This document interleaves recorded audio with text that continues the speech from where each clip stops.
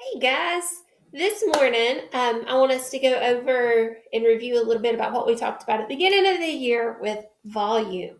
And remember, I said it's not what you turn up on the TV, right? So, if you remember back very first of school, I gave you guys boxes and I gave you guys cubes. Now, you guys use the centimeter cubes.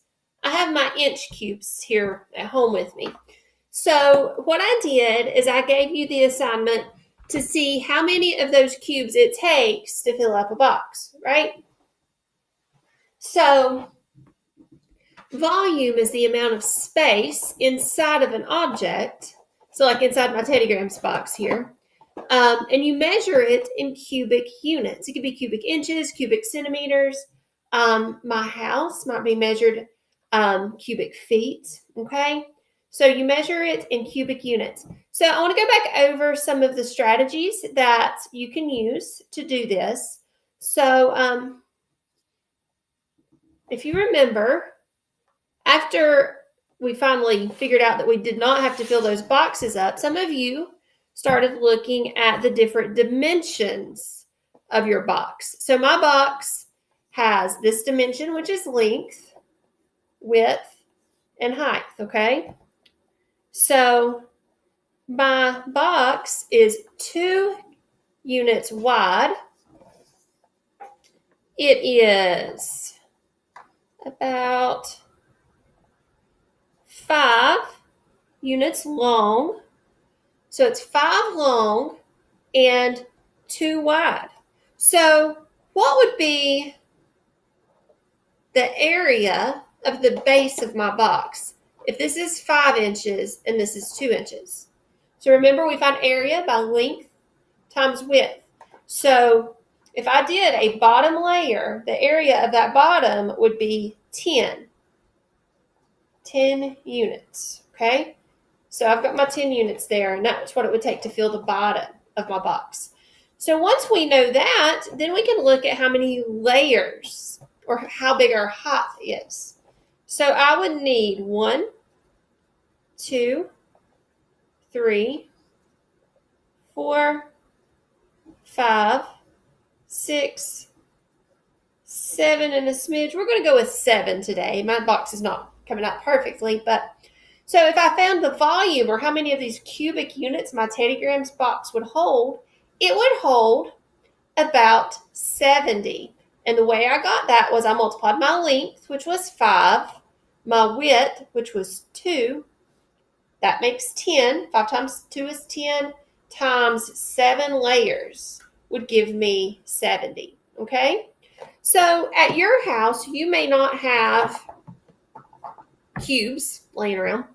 That would be an odd thing to have laying around.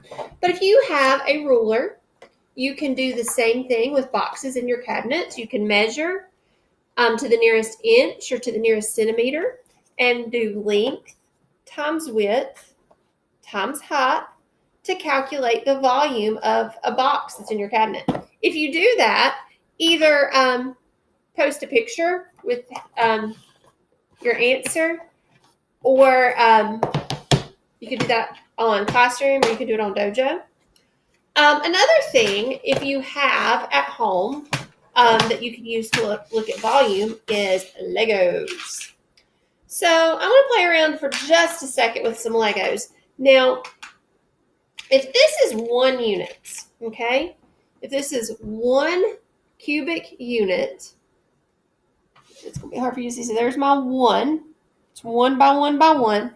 So this is going to be 2 wide and 4 long. So this is going to be 8 units. I could build something with my Legos.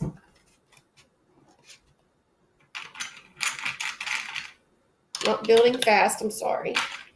All right. So this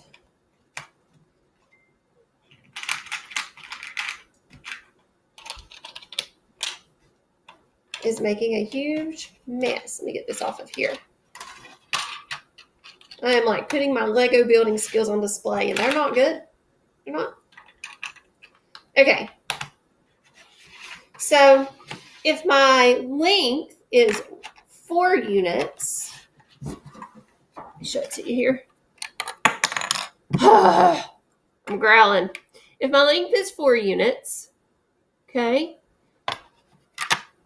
that would be my width probably. And there we go.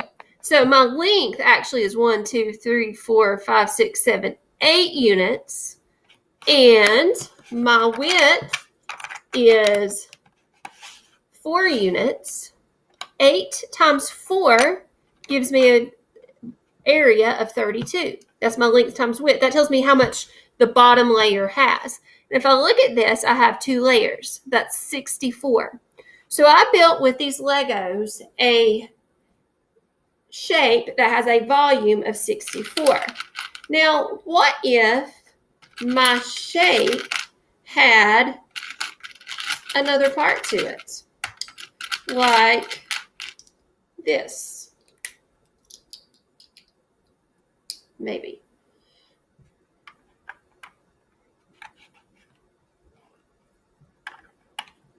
So now my shape has an attachment.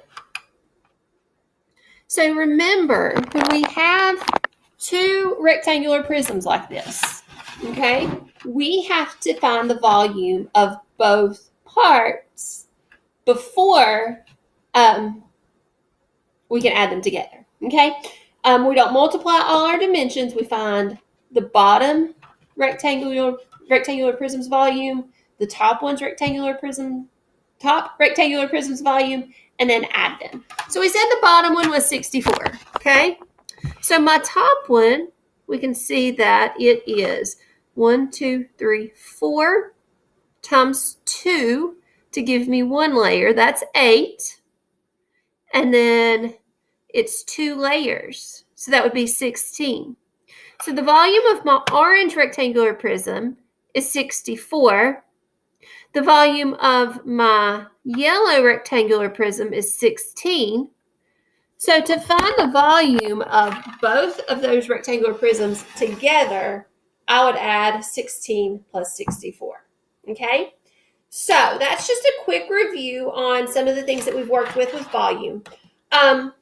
So just as an optional thing, if you're wanting something mathy to do, like I said, get a box, measure the volume of your box. If you have old boxes, you can put them together and find the volume of 2 rectangular prisms together.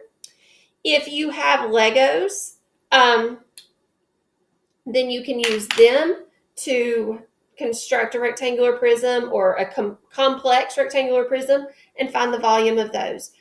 If you do it, I would love to see it. You can put it in Google Classroom. Like I said, a picture. You can have your parents dojo me your picture.